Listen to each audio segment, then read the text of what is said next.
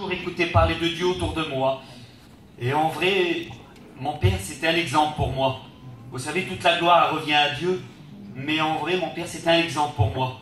Et toute ma vie, je l'ai vu travailler pour Dieu, et je l'ai vu qui travaillait pour Dieu de tout son cœur. Et franchement, c'était un exemple pour moi. Mais moi, dès que j'ai commencé à grandir, tout petit comme le petit qui est là, quand j'ai commencé à grandir, je le dis à maman, mais j'approchais plus une réunion.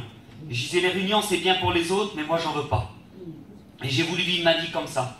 Et le temps, il a passé, et j'ai grandi. Et pour moi, la vie, c'était sortir, s'amuser, avec les copains, tout ça. Et c'est vrai que on a une réjouissance dans le monde. Mais vous savez, ce que le monde, il donne d'un côté, il reprend de l'autre.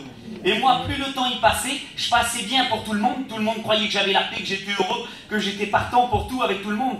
Mais personne connaissait mon cœur, mais le Seigneur, il connaissait mon cœur. Et quand je revenais chez moi, j'avais des angoisses dans mon cœur. J'étais le plus malheureux de tous les hommes.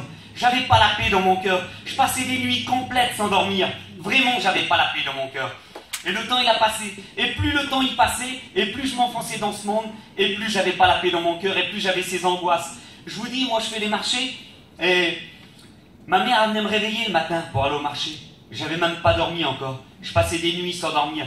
Je le souhaite à personne, mais j'avais des angoisses dans mon cœur, c'était pas possible. Et j'avais de la haine dans mon cœur. J'en voulais à des gens. Vraiment, j'étais pas bien.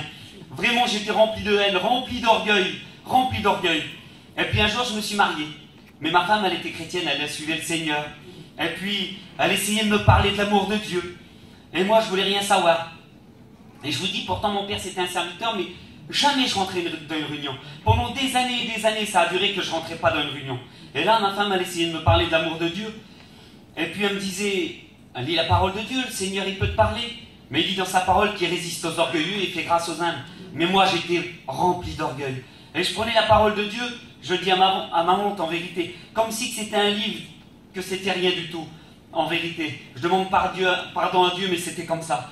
Et je prenais la Bible pour la contredire, et je disais, on va voir si ton Dieu il me parle. Et moi, j'ouvrais la parole de Dieu, et je dis, on va voir si ton Dieu il me parle. Et je la lisais, la parole de Dieu, pour la contredire. Je disais, tu vois que ton Dieu il me parle pas, alors laisse-moi tranquille avec ça. En vérité, je peux pas croire que j'étais aveugle comme ça. Et vous savez ce que je disais des fois? En vérité, je disais, Dieu n'existe pas.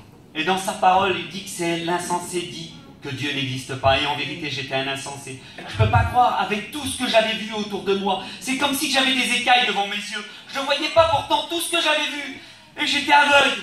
Pourtant, j'étais tout près, j'avais tout vu autour de moi. Tout ce qui s'allait passer dans le foyer de mon père, en vérité. Et moi, je ne comprenais rien. Et là, un jour, il y avait un garçon, c'était mon copain. Et lui, il avait changé. C'était mon copain dans le monde, et lui, ça l'avait converti. Et il me parlait de l'amour de Dieu.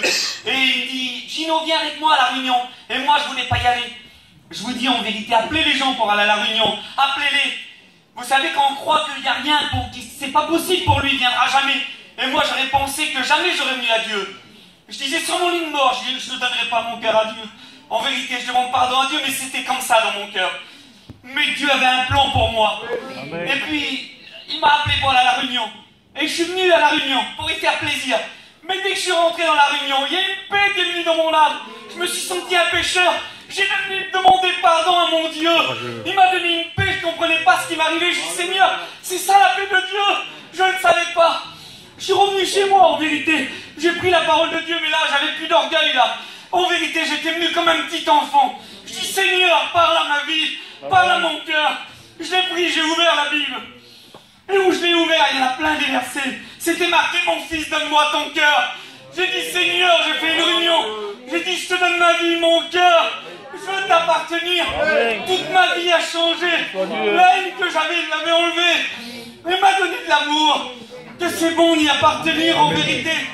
Et vous savez, dans les moments difficiles, lui, c'est pas un lâcheur, le Seigneur. Parce qu'il est là, il nous console, il nous conduit, il nous bénit. Que Dieu vous bénisse. Que Dieu vous bénisse. Faites une expérience avec le Seigneur. Vous ne serez pas déçus parce que lui, c'est pas un lâcheur. Que Dieu vous bénisse.